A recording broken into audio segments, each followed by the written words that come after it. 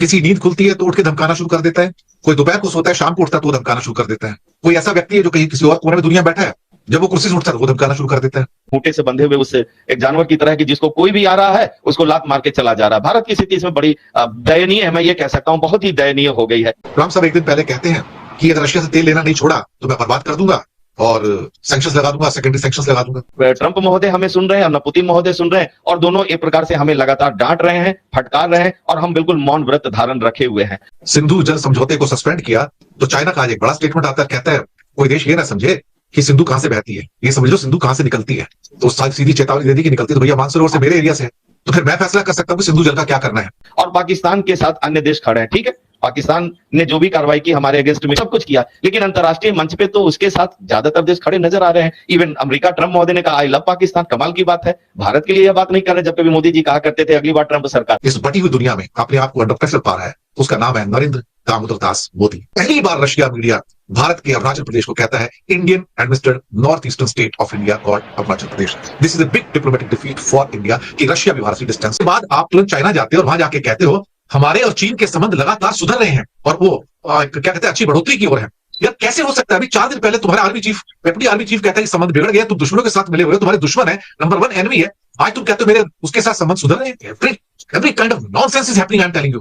भारत की स्थिति इस समय वही है कि अब कुछ कहना अच्छा नहीं लगेगा, वो खूंटे से बंधे हुए उससे एक जानवर की तरह कि जिसको कोई भी आ रहा है उसको लात मार के चला जा रहा है। भारत की स्थिति इसमें बड़ी दयनीय है, मैं ये कह सकता हूँ, बहुत ही दयनीय हो गई है। ट्रंप महोदय हमें सुन रहे हैं, न पुतिन महोदय सुन रहे हैं, और दोनों एक प्रकार से हमें लगातार डांट रहे हैं, फटकार रहे हैं, और हम बिल्कुल मौन व्रत धारण रखे हुए हैं। और पाकिस्तान के साथ अन्य देश खड़े हैं, ठीक है, पाकिस्तान ने जो भी कार्रवाई की हमारे अगेंस्ट में सब कुछ किया, लेकिन अंतर्राष्ट्रीय मंच पे तो उसके साथ ज्यादातर देश खड़े नजर आ रहे हैं। इवन अमेरिका, ट्रंप महोदय ने कहा आई लव पाकिस्तान।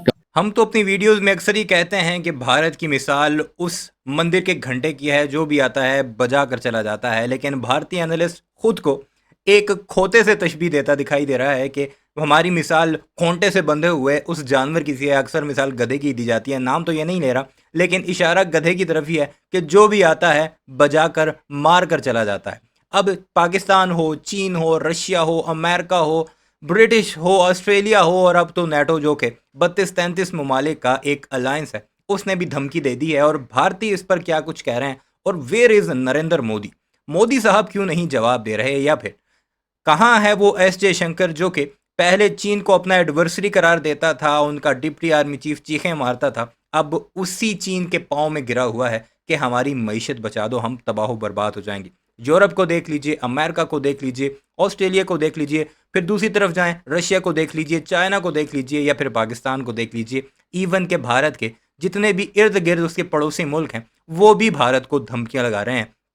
इवन के नेपाल ने भी भारत को धमकी लगा दी है कि इंसान के बच्चे बन जाओ। अब हमला जो है वो चीन या पाकिस्तान की तरफ से नहीं, नेपाल की तरफ से होगा। ये हालात हैं भारत के। सुनते हैं भारतीय एनालिस्ट कैसे रो रहे हैं, चीख रहे हैं। आपको भारत की सारी हकीकत वाज़ेह हो जाएगी कि जो भी आता है अब भारत की बजाता है, और बजाने में हमें बड़ा मजा आ रहा है। की बात है, भारत के लिए यह बात नहीं कर रहे, जब कभी मोदी जी कहा करते थे अगली बार ट्रंप सरकार। ये वही लव वाली बात अगर ट्रंप महोदय कह देते तो बात समझ में आ जाती। किसी नींद खुलती है तो उठ के धमकाना शुरू कर देता है, कोई दोपहर को सोता है शाम को उठता है तो धमकाना शुरू कर देता है, कोई ऐसा व्यक्ति है जो कहीं किसी और कोने में दुनिया में बैठा है, जब वो कुर्सी से उठता है तो वो धमकाना शुरू कर देता है। मुझे लगता है कि ये भी एक नया धंधा बन गया इस दुनिया के अंदर कि सुबह शाम थ्रेटन करो, धमकाओ। ट्रंप साहब तो दिन में 3 बार करते हैं, जैसे डॉक्टर डोज लिखते हैं ना, सुबह दोपहर शाम, तो 3 डोज देते हैं वो ट्रंप साहब। धमकी 500% टैक्स लगा दूंगा, 30% लगा दूंगा, 50 लगा दूंगा। रूस से तेल ले लिया तो 100% टैरिफ भी लगा दूंगा, सैंक्शन भी लगा दूंगा, सेकेंडरी सैंक्शन लगा दूंगा। बहुत अच्छी। उसके बाद नेटो के चीफ मार्क रूट अमेरिका जाते हैं, पता नहीं क्या बातचीत करके आते हैं। ट्रंप साहब एक दिन पहले कहते हैं कि अगर रशिया से तेल लेना नहीं छोड़ा तो मैं बर्बाद कर दूंगा और सैंक्शंस लगा दूंगा, सेकेंडरी सैंक्शंस लगा दूंगा। मार्क रूट जो कि सिर्फ नेटो के चीफ है, उनका तो कोई अधिकार क्षेत्र नहीं है।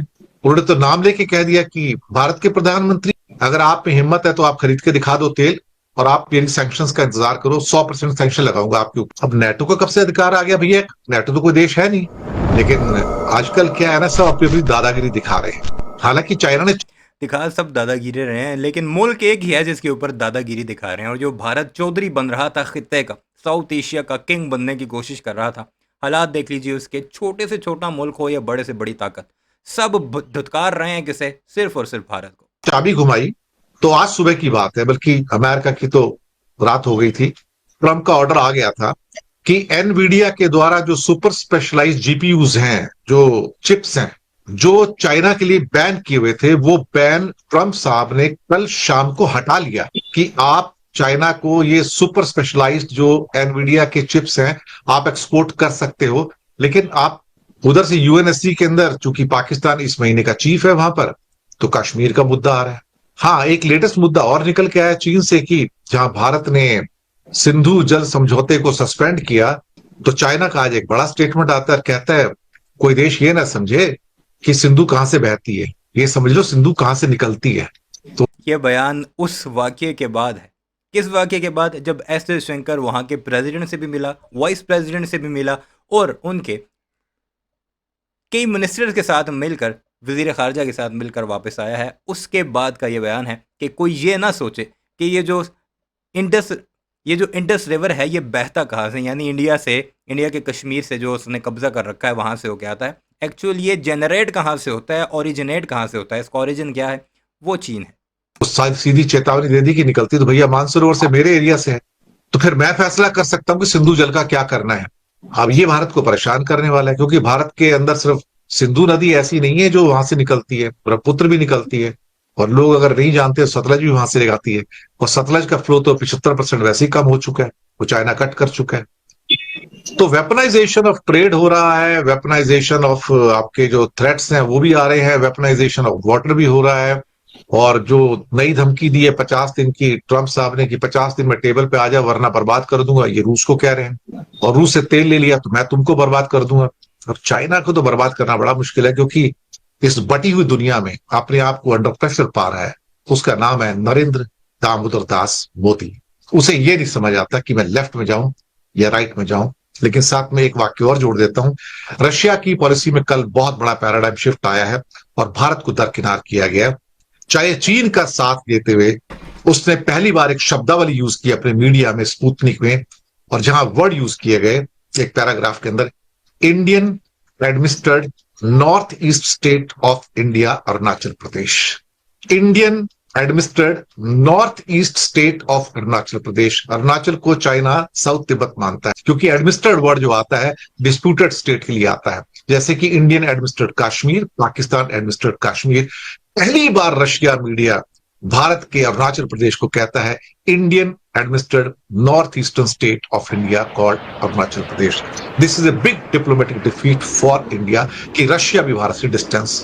लेकिन रूस, मुझे लगता है कि मैंने अपने जीवन काल में सिंस 1956 मैंने इतना वॉलेटाइल वर्ल्ड कभी नहीं देखा है, इतना रेस्टलेसनेस देशों में मैंने कभी नहीं देखा, इतनी इनकंसिस्टेंसी स्टेटमेंट्स में और उनके कर्मों के अंदर मैंने कभी नहीं देखा। आई थिंक डिप्लोमेटिकली कहा जाए और लीडरशिप के डोमेन के बारे में कहा जाए, probably the worst leadership in this world right now we are witnessing too. Worst leadership, इससे बुरी लीडरशिप हो नहीं सकती, जिन्हें बोलने की तमीज नहीं है।